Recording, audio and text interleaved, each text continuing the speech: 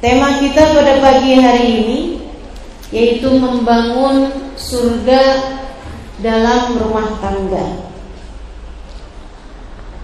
Sehingga sekalian, Nabi Muhammad memang menyampaikan bahwasanya rumah tangga itu adalah bagian dari surga Allah SWT di atas muka bumi ini.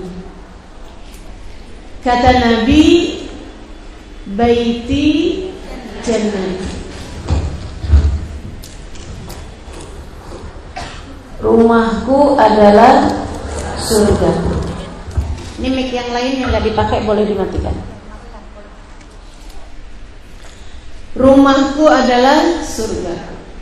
Dan Nabi Muhammad sendiri juga menyampaikan mengenai istri yang solehah sebagai bagian dari sekeping surga Allah di atas muka bumi. Kata Nabi, ad-dunya mata' wa khairu mata'iha al-mar'atu solehah. Di dunia ada kesenangannya. Dunia ini ada surganya. Ada senangnya juga di dunia. Wa khairu mata'iha, dan seindah-indah kesenangan di dunia, bagian dari kepingan surga di bumi ini adalah al-mar'atu solehah, seorang istri yang soleh. Bagian dari surga, istri yang solehah. Kamu ketika solehah, kamu adalah bagian dari surga Allah yang ada di atas muka bumi. Kalau jadi istri, belum lagi kalau jadi ibu. Kata Nabi Muhammad, al-jannatu tahta aqdamil ummah. Ibu, surga berada di bawah telapak kakinya. Al-jannatu tahta aqdamil ummah. Surga berada di bawah telapak kaki ibu. Maka kita ini sebagai seorang muslimah, sebagai seorang mukminah adalah pembawa surga Allah di atas muka bumi. Dengan syarat ketika kamu solehah. Bayangin surga. Surga tuh panas apa adem? Nah, kalau kamu modelannya panasan mulu, kerjanya suka ngomporin suami mulu, bang, kenapa sih bang nggak bisa transfer banyakan bang kayak orang lo bang, no, si non, si Udin tuh bang, biar kerjanya gitu doang, ngasih bininya banyak bang. Kamu jadi kompor buat suami kamu, apalagi kalau sampai pokoknya saya nggak mau tahu. Besok kita punya pengeluaran 400.000, saya nggak mau tahu kamu dapatnya dari mana. Mau maling sekalipun saya nggak mau tahu. Astagfirullah. Itu kira-kira pantesan disebut surga apa disebut neraka?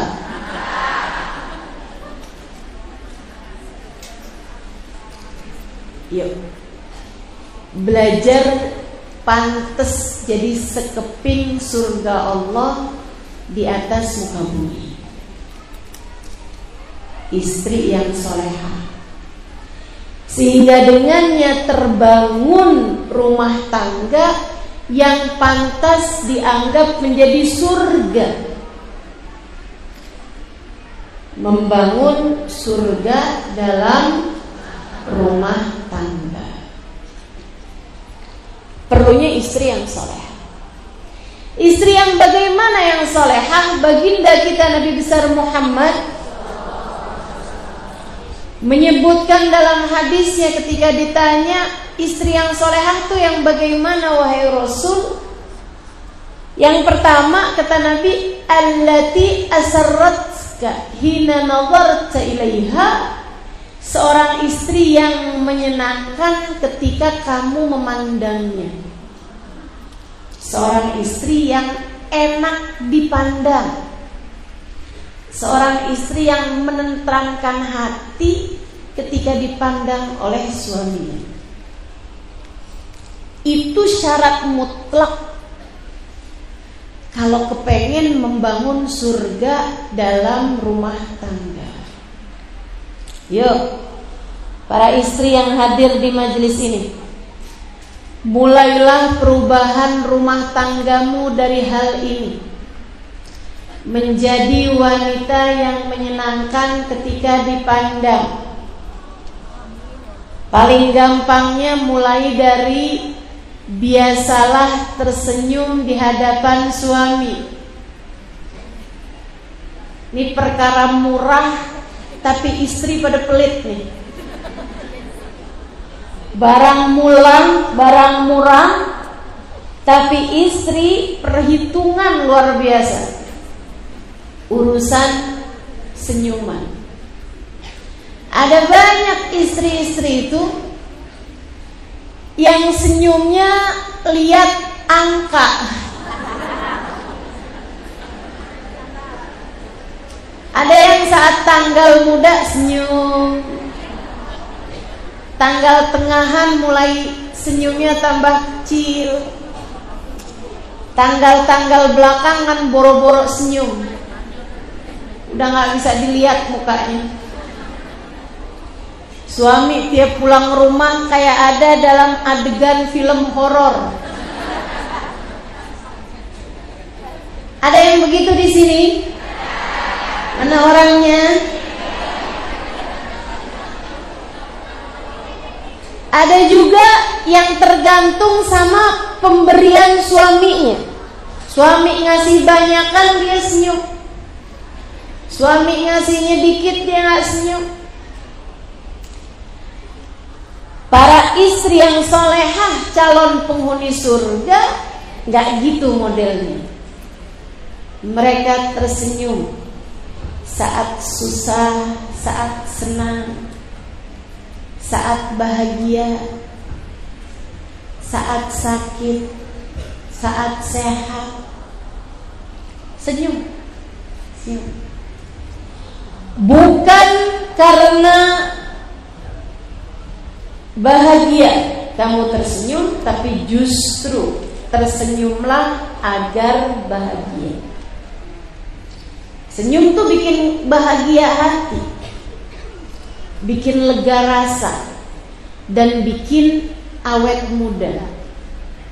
Percaya deh, saya aja latihan senyum dari tahun berapa gitu. Terbukti gak awet mudanya?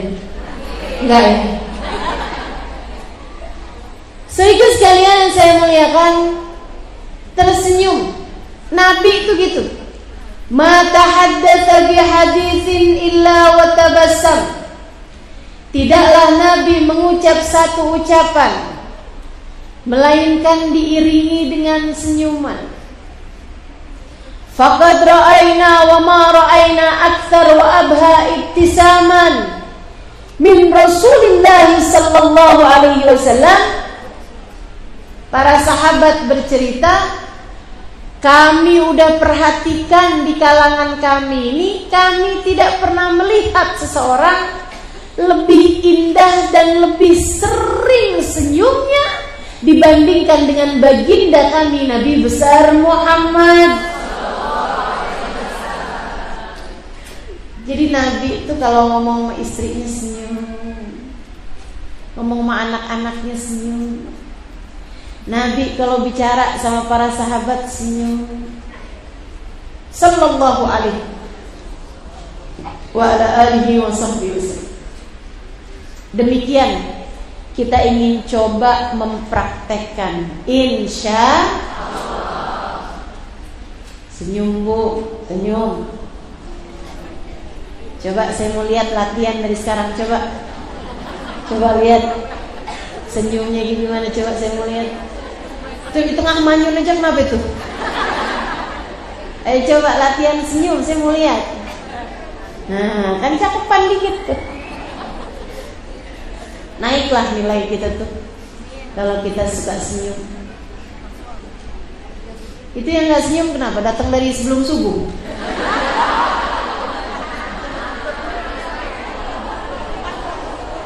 Ngantuk ya. Sekarang nih banyak majelis ibu-ibu datangnya sebelum subuh. Saya sih nggak apa-apa aja sebenarnya. Cuma saya takut pas giliran saya bicara dia malah nggak bisa nyambung. Ngantuk, matanya ngelihat tapi kagak paham gitu. Ibu-ibu sikut sekalian yang saya muliakan, ini modal bu, modal. Ibu jangan berpikir bahwa rumah tangga itu modalnya sesuatu hal yang berat-berat gitu. Mau bikin rumah tangga jadi rumah tangga yang idaman, sekeping surga, rumah tangga yang bahagia. Modalnya bu, modal utamanya dimulai dari senyuman. Cobain. Pulang-pulang lihat suami senyum. Suami nanya, kenapa lo?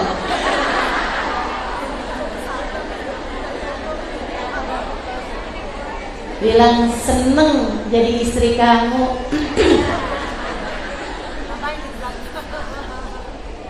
Kenapa gitu? Ya seneng aja. Alhamdulillah, makasih ya. Gitu. Bu, betapa sangat rindunya loh suami mendapatkan senyuman istrinya. Kamu jarang-jarang senyum sama suami. Giliran suami tertarik dengan senyum wanita lain, kamu kalah kabut. Coba ya, mulai dari senyuman. Insya Allah. Sama suami sendiri ya bu, bukan sama suami orang. Sama suamimu sendiri. Juga bukan sama calon suami dek.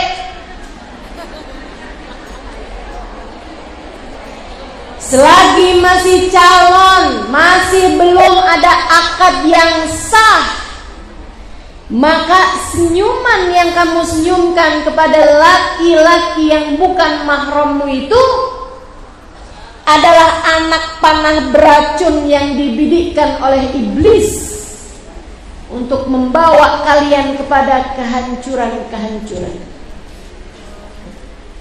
Innan nazar sahmun masmum min sihamil iblisil marjum. Demikian kata baginda kita Nabi besar Muhammad. Sesungguhnya pandangan mata memandang seorang wanita, wanitanya tersenyum ketika dipandang. Sahmun masmum, anak panah beracun yang dibidikkan oleh iblis ke dalam hati seseorang. Akhirnya jadi kena jeratnya iblis. Akhirnya kena panah beracunnya iblis, sehingga ibadahnya berantakan, hatinya berantakan, disebabkan senyuman yang tidak tepat sasaran. Yuk, bahkan senyuman sekalipun kita harus meletakkannya sesuai dengan posisinya. Tersenyum kepada orang-orang yang senyummu bernilai ibadah kepadanya. Oke, saya sekarang nih senyum di hadapan ibu-ibu. Senyum saya bernilai ibadah, bernilai sedekah. Makanya saya nggak mau ngisi memberi kajian pakai cadar. Walaupun saya di luar menggunakan cadar, menggunakan niqab. Kenapa gitu Ustazah? Saya sedikit pahalanya kalau saya senyum nggak kelihatan. Padahal kan senyum saya lumayan manis ya.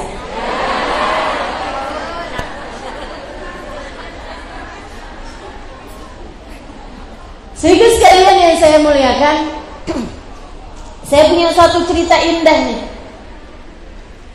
Diceritakan guru kami, Hubabah Ummu Salim.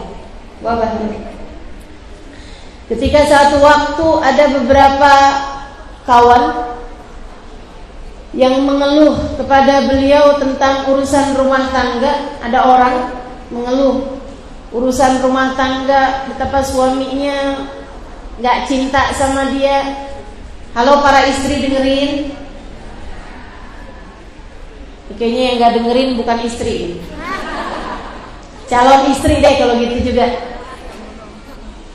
Dengerin. Yang gak perlu dengerin satu aja, mantan istri yang udah tua. Suami saya udah meninggal ustazah, ibu gak mau kawin lagi, umur saya udah 80 ustazah. Nah tuh gak usah dengerin, gak apa-apa, tidur aja bu. Teman-teman sikut sekalian yang saya muliakan, ketika ada beberapa orang curhat kepada beliau tentang urusan rumah tangga, suami gak sayang sama istrinya, gak cinta sama istrinya gitu.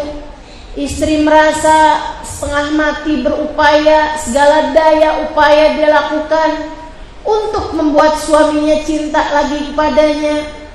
Tapi suami malah justru gak betah di rumah, kalang kabut hatinya, gak kerasan ketika bersama dengan istrinya, bahkan berimbas pada anak-anaknya juga.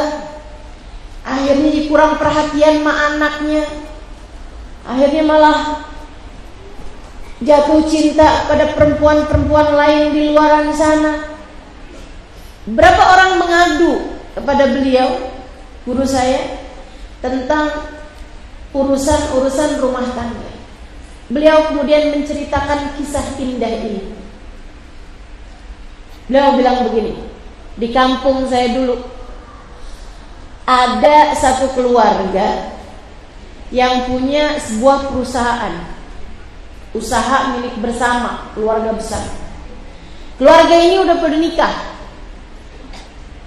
Usaha rumah tangga mereka dipegang sama abang yang paling besar, bersama dengan istri dan anak-anaknya. Usaha milik bersama keluarga ini berjalan tuh usahanya. Satu waktu si abang nomor satu ini yang pegang perusahaan mereka ini meninggal dunia, meninggalkan istri dan beberapa orang anak. Keluarga besar mereka rapat sesudah meninggalnya suaminya beberapa hari. Mereka bilang, nih jangan sampai nih perusahaan kita nih jadi nggak bisa jalan hanya karena istrinya atau almarhum, istri dari almarhum, istri mendiang abang ya yang meninggal ini tadi, menikah dengan orang lain.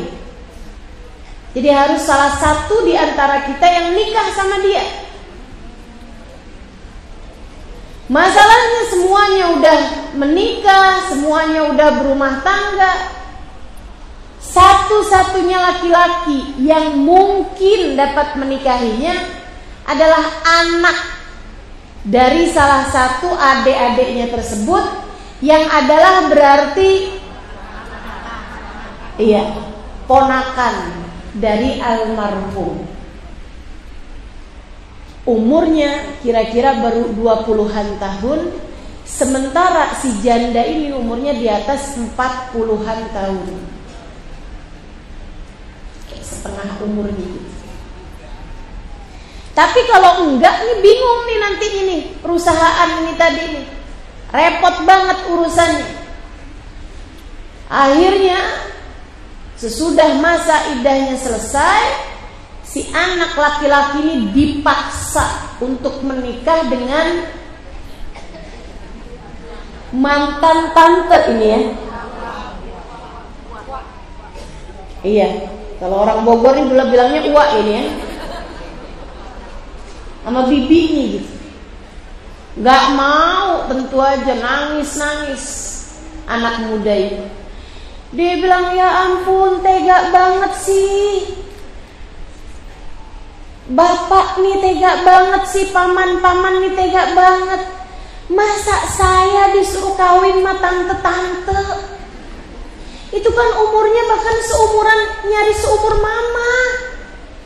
Ya ampun, gimana ceritanya gitu? Masa saya mau kawin sama perempuan yang umurnya jauh di atas saya?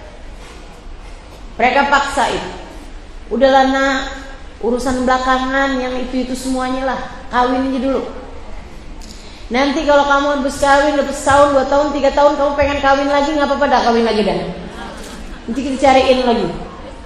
Yang pasti ini untuk mempertahankan urusan perusahaan, rumah tangga, keluarga besar kita nih, kamu kerjain ini.